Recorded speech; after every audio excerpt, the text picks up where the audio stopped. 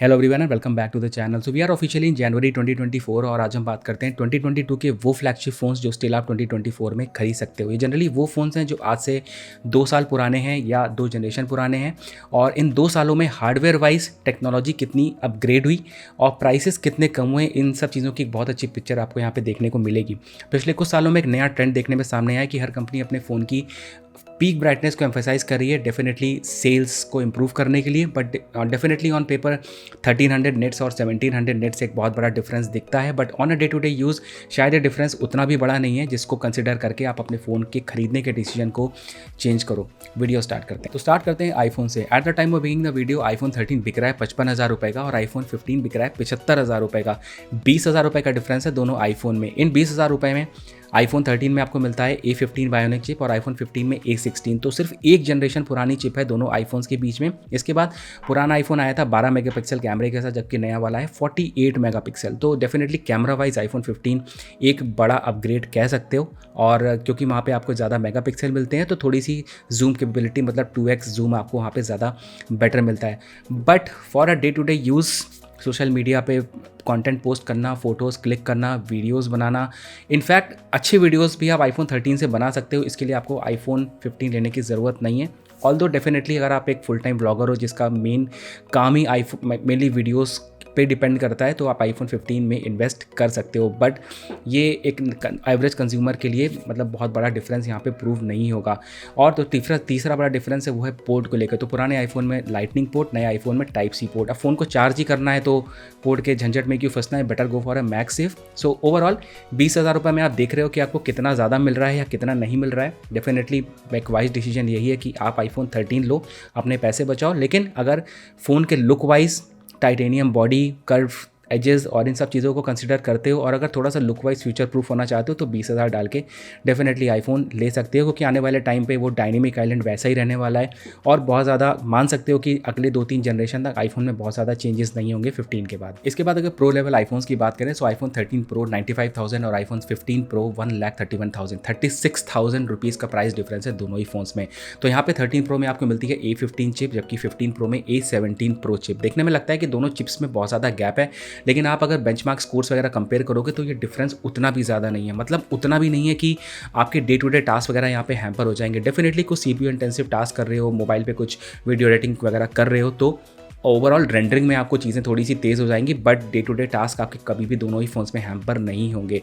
इसके बाद क्योंकि आईफोन 15 प्रो नए कैमरा सिस्टम के साथ आया था तो यहाँ पे आपको थोड़ी सी zoom capability compare to iPhone 13 pro better मिलेगी। इसके बाद एक बहुत ऑब्वियस डिफरेंस वो है लाइटनिंग पोर्ट का। तो पुराने वाले में लाइटनिंग पोर्ट 2.0, नए वाले में USB-C पोर्ट 3.0। डेफिनेटली दोनों ही फ़ोन्स क्योंकि मोर कैमरा ओरिएंटेड है तो जो भी फाइल्स आपकी रिकॉर्ड होंगी वो जैसे तैसे तो आप एक्सटर्नली फ़ोन से निकाल ही लोगे। सो मैं कहूँगा 36,000 रुपीज़ का प्राइस डिफरेंस दोनों फ़ोन्स में यहाँ पे जस्टिफाइड नहीं है। इसके बाद जो मेजर फीचर्स हैं जैसे कि ProRes audio, pro video, pro motion display, ये सारी चीज़ें दोनों ही फ़ोन्स में कॉमन है। 15 प्रो में थोड़ी सी बैटरी बैकअप आपको बेटर मिलेगा, बट 36,000 रुपीज़ का price difference is too much. अब बात करते हैं सैमसंग की। ऑल्दो S24 सीरीज़ अभी लॉन्च हो गई है, लेकिन फिर भी यहाँ पे हम डिफ्रेंशिएट करेंगे गैलेक्सी S23 और गैलेक्सी S21 को। 21 अभी एक्चुअली में आप खरीदने जाओगे तो आपको नहीं मिल रहा है, लेकिन फिर भी अमेज़ॉन पे S21 प्लस अभी अवेलेबल है और इसका प्राइस है सिर्फ 44,900 रुपीज़ का आपको S21 प्लस मिलेगा। लेकिन जो S23 का प्राइस है वो अभी अराउंड 65,000 रुपीज़ के आसपास है। तो यहाँ पे भी 20,000 रुपये का प्राइस डिफरेंस आपको देखने को मिलता है, लेकिन क्योंकि प्लस वेरिएंट खरीदोगे तो वहाँ पर आपको थोड़ी बेटर बैटरी मिलेगी। चिप में थोड़ा सा डिफरेंस है, S21 प्लस में आपको Exynos 2100 मिलेगा, लेकिन 23 में आपको स्नैपड्रैगन 8 Gen 2। कैमरा सिस्टम की बात करें, क्योंकि नया S23 नया फ़ोन आया था तो ओवरऑल कैमरास वगैरह अपग्रेड किए थे। 12 मेगापिक्सल से डायरेक्टली 50 मेगापिक्सल के सेंसर में आए थे। लेकिन जो टेलीफोटो लेंस की बात करें तो S21 प्लस में 50 मेगापिक्सल का टेलीफोटो लेंस सैमसंग ने दिया था, जो कि बेहतरीन जूम कैपेबिलिटी के साथ आया था। जबकि उस सेम टेलीफोटो लेंस को इन्होंने S23 में घटा के 10 मेगापिक्सल का किया और इसके बाद दोबारा S24 में उसको 50 मेगापिक्सल का किया है। सो कह सकते हो एक पहले स्टेप बैक करके फिर एक स्टेप फॉरवर्ड लिया है यहाँ पे सैमसंग ने। आई डोंट नो मतलब telephoto lens, I never click pictures using telephoto lens, but maybe I don't know कितने लोग टेलीफोटो लेंस का यूज़ करते हैं, it's definitely up to you. इसके बाद गोरिल्ला ग्लास विक्टस पुराने वाले में और नया S23 में गोरिल्ला ग्लास विक्टस 2, ब्लूटूथ 5.0 पुराने वाले में और नए वाले में ब्लूटूथ 5.3। सो इतना ही डिफरेंस आपको यहाँ पे देखने को मिलेगा। एक बात मैं आपको बताऊँ, अपना सैमसंग गैलेक्सी S10 जो कि आई थिंक 2018 या 19 के आसपास रिलीज़ हुआ था, उसको मैं अभी तक यूज़ कर रहा हूँ। हार्डवेयर वाइज फ़ोन में कोई प्रॉब्लम नहीं है। सो अगर मैं S10 अभी यूज़ कर सकता हूँ 2024 में, सो डेफिनेटली S21 तो उससे काफ़ी आगे है।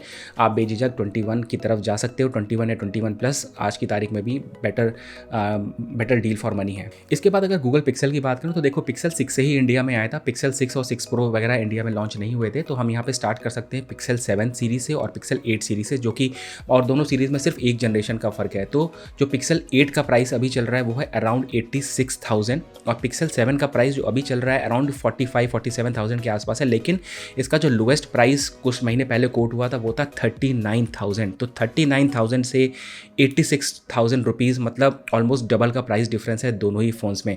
तो डिफरेंस यहाँ पे सिर्फ इतना है कि नए वाला फ़ोन मतलब पिक्सल 8 सीरीज़ में आपको टेंसर G3 चिप मिलती है, जबकि पुराने वाले में टेंसर G2। दोनों ही चिप्स आई वुड से मतलब बहुत केपेबल चिप है, बहुत ज़्यादा डिफरेंस नहीं है दोनों के बेंचमार्क स्कोर्स में भी, और overall day to day use में आपको कोई ज़्यादा दिक्कत दोनों ही फ़ोन्स में से किसी में नहीं होने वाली है।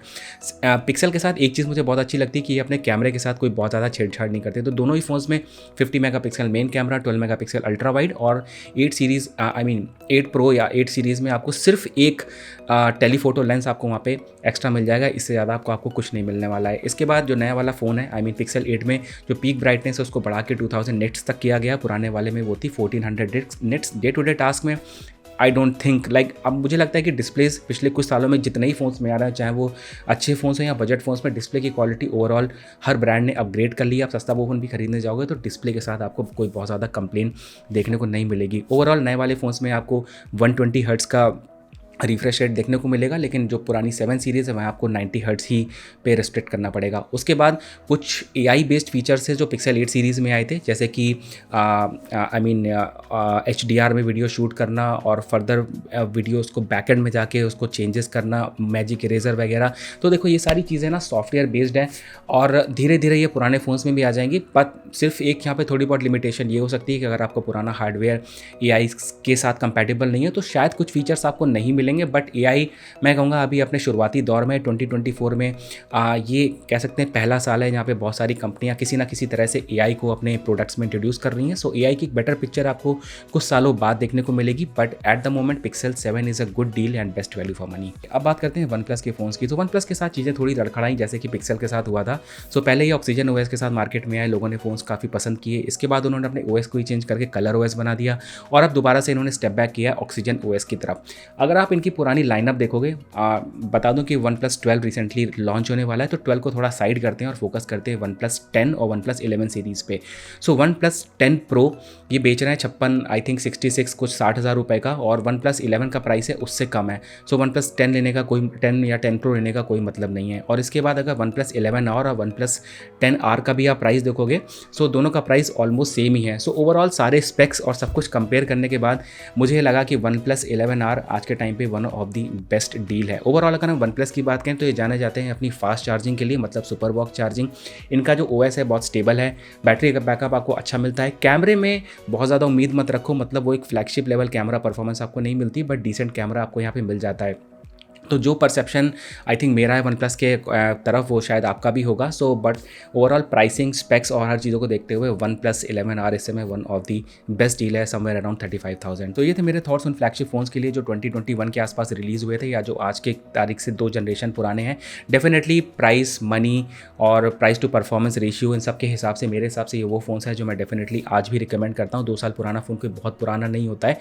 डेफिनेटली हार्डवेयर के साथ अपग्रेड करना या चिप्स में इम्प्रूवमेंट होना, कैमरा में इम्प्रूवमेंट होना, बैटरी में इम्प्रूवमेंट होना, ये सारी चीज़ें ना बहुत प्रोग्रेसिव है। हर बार एक नई जनरेशन आएगी, ये चीज़ें हमेशा प्रोग्रेसिव तरह से ही ऊपर बढ़ेंगी। लेकिन टेक्नोलॉजी में इतना भी डिफरेंस या कुछ ऐसी मतलब रिमार्केबल चीज़ें नहीं आती हैं कि 2 साल पुराना फ़ोन ऐसा नहीं कर सकता है जो आज 2 साल नया फ़ोन या ब्रांड न्यू फ़ोन आपके साथ करेगा। डेफिनेटली AI इस साल तो नहीं, लेकिन अगले साल से एक डिसाइडिंग फैक्टर हो सकता है। तब तक पुराना फ़ोन और पुराना हो जाएगा और जो आज जो लॉन्च है वो भी पुराना ही हो जाएगा। So definitely I hope you like this video. Thank you so much for watching. Make sure to subscribe. I will see you in the next one.